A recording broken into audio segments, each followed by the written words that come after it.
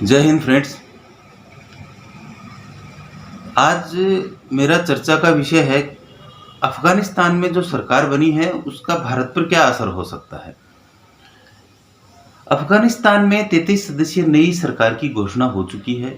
इस सरकार के ज़्यादातर सदस्य पाकिस्तान की आईएसआई के करीबी हैं। मोटे तौर पर इसमें मंत्रिमंडल में आईएसआई कई आतंकी गुटों के प्रभाव का ज़्यादा नजर आ जाता है। भारत के लिए इस अफगान सरकार के क्या मायने हैं? क्या अफगानिस्तान की नई सरकार पाकिस्तान के इशारों पर नाचेगी? अफगानिस्तान की नई सरकार मोटे तौर पर आईएसआई और पाकिस्तान के इशारों पर चलने वाली सरकार लगती है। सबसे बड़ा खतरा उस देश की जमीन पर आतंकवादियों की पौध का नया तैयार होना है। अफगानिस्तान में 33 सदस्यीय सरकार की घोषणा कर दी गई है। हालांकि ये सरकार ईरान की तर्ज पर बनाई गई है, जहां एक धार्मिक प्रमुख की देश और सरकार दोनों पर पकड़ बनी रहेगी। वो मुल्ला हबीबुल्लाह अखुंदजादा होंगे। इसके अलावा सरकार में जो मंत्री शामिल किए गए हैं वो तालिबान के कंधार, गढ़ और हक्कानी ग्रुप से ज़्यादा है। इन दोनों पर पाकिस्तान की बदनाम खुफिया एजेंसी आईएसआई की पकड़ रही है। अब तक इंटरनेशनल तौर पर तालिबान का चेहरा रहे तालिबान के दोहा ग्रुप सरकार में बहुत कम और गैर महत्वहीन पदों पर उनको प्रतिनिधित्व मिला है। अफगानिस्तान की ये सरकार निश्चित तौर पर भारत के लिए एक झटका है, क्योंकि न केवल इस सरकार से ये लगता है कि देश न केवल फिर से आतंकवाद का गढ़ बन सकता है, बल्कि कश्मीर के मामले में अब पाकिस्तान और आईएसआई के इशारोों पर नाचेगा। जाहिर है इससे भारत को परेशानी होने वाली है, तो इसका फायदा पाकिस्तान और चीन दोनों का भविष्य में मिलेगा। अब तक तालिबान का अंतर्राष्ट्रीय चेहरा जो शख्स बना हुआ था, पाकिस्तानी खुफिया एजेंसी आईएसआई ने उसके पर कतर दिए। अफगानिस्तान की सरकार आईएसआई की कठपुतली या मनमाफिक सरकार बने, इसके लिए इस एजेंसी ने प्रमुख लेफ्टिनेंट जनरल फैज अहमद हमीद 3 दिनों तक काबुल में रहे। लगातार तालिबान के शीर्ष नेताओं से मिलकर बैठकें करते रहे। भारत और दुनिया के लिए इस सरकार के गठित होने के मायने अच्छे नहीं हैं, क्योंकि अब सरकार पर जिन 4 ग्रुपों की पकड़ लगती है वो सभी क्रूर आतंकवाद के हिमायती हैं और आतंक को दुनिया में फैलाने वाले लोग हैं। इस ग्रुप में कंधार का तालिबान ग्रुप है, हक्कानी ग्रुप है, अलकायदा है और आईएसआई शामिल है। अंतर्राष्ट्रीय बरादरी के लिए तालिबान का चेहरा मुल्ला बरादर बने हुए थे, जिन्होंने दोहा समझौते पर तालिबान की ओर से हस्ताक्षर किए थे। माना जा रहा था कि वो अफगानिस्तान के प्रधानमंत्री बनेंगे, लेकिन आईएसआई उन पर विश्वास नहीं करता। आखिरी समय में उन्हें आईएसआई के इशारों पर हटा दिया गया। पाकिस्तान अफगानिस्तान सरकार के 33 में से 20 से ज़्यादा मंत्री क्रूर आतंकवादी हैं। इन सभी को पाकिस्तान में पनाह के साथ आईएसआई का पूरा साथ और मदद मिलती रही है। इन सभी में कुछ की पढ़ाई पाकिस्तान के मदरसों में हुई है। ये सभी भारत के खिलाफ माइंडसेट रखने वाले लोग हैं। पिछले 2 सालों में दुनिया के सामने तालिबान का नया चेहरा पेश करने वाले मुल्ला बरादर को आईएसआई के चलते ही सरकार में प्रमुख का पद नहीं मिल सका, क्योंकि माना जाता है कि आईएसआई और पाकिस्तान उनके ऊपर विश्वास नहीं करते। ये माना जाता है कि वो दिमाग वाले आदमी हैं, कभी भी ऐसा स्टैंड ले सकते हैं जो पाकिस्तान के लिए उपयुक्त नहीं रहेगा। साथ ही वो पाकिस्तान के असर के बगैर अपने तरीके से अफगानिस्तान की सरकार को चलाना चाहते थे। तालिबान का दोहा ग्रुप सरकार में कमज़ोर पड़ना, मुल्ला बरादर ही वो शख्स है जो तालिबान का संस्थापक सदस्यों के साथ तालिबान के आधिकारिक दोहा ऑफिस के प्रमुख भी थे। तालिबान की ओर से वो लगातार अमेरिका से बात कर रहे थे। वही वो शख्स थे जिनकी मार्च 2020 में तत्कालीन अमेरिकी प्रेसिडेंट डोनाल्ड ट्रंप से बात हुई थी।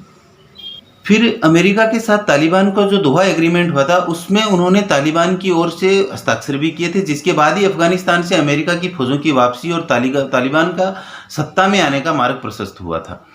केवल मुल्ला बरादर ही नहीं, बल्कि कतर में भारतीय राजदूत दीपक मित्तल से मुलाकात करने वाले तालिबानी नेता शेर मोहम्मद अब्बास के भी पर कतर दिए गए।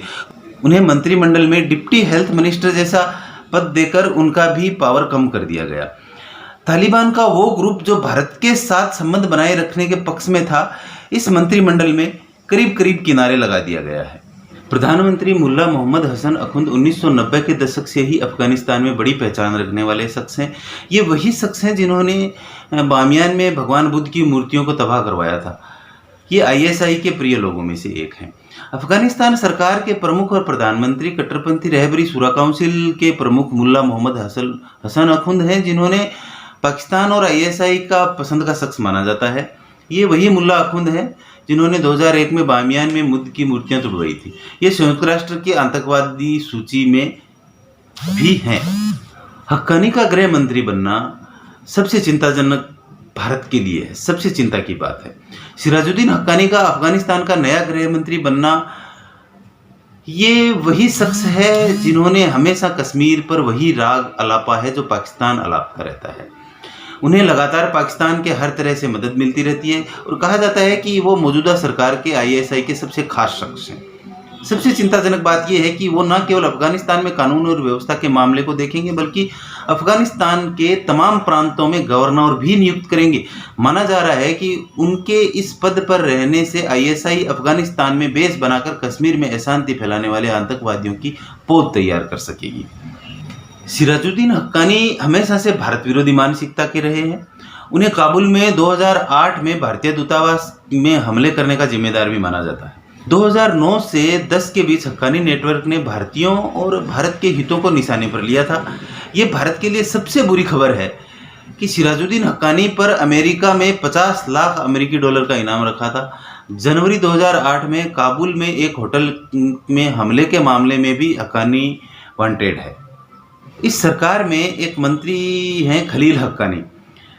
ये अलकायदा के इशारों पर काम करने वाले आतंकवादी कमांडर के तौर पर जाने जाते हैं। अब भी इनके संपर्क इस आतंकवादी संगठन से हैं।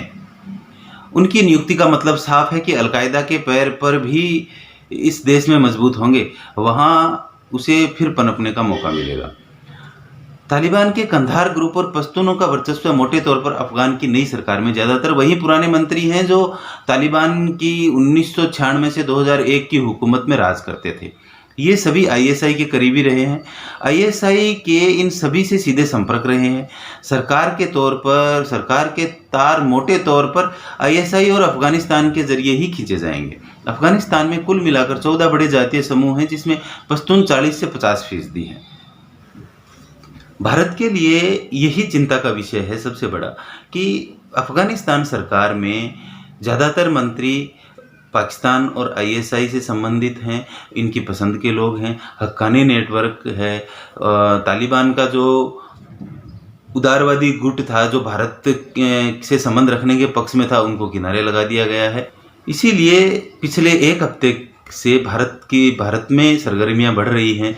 विदेशी बड़े ताकतवर देशों के खुफिया एजेंसियां भारत में डोभाल साहब के साथ मीटिंग कर रही हैं और कल कश्मीर के हालातों पर एक दिल्ली में हाई लेवल मीटिंग भी हुई है जिसमें सेना के प्रतिनिधि थे, पुलिस के प्रतिनिधि थे, खुफिया एजेंसियों के प्रतिनिधि थे और शासन और प्रशासन के प्रतिनिधि थे। भारत सरकार और जम्मू कश्मीर की लोकल प्रशासन के प्रतिनिधि भी उस मीटिंग में थे। क्या होने वाला है इसके बारे में कहना अभी जल्दबाजी होगी। हमें आगे की घटनाओं पर नज़र रखनी होगी। जय हिंद मित्रों।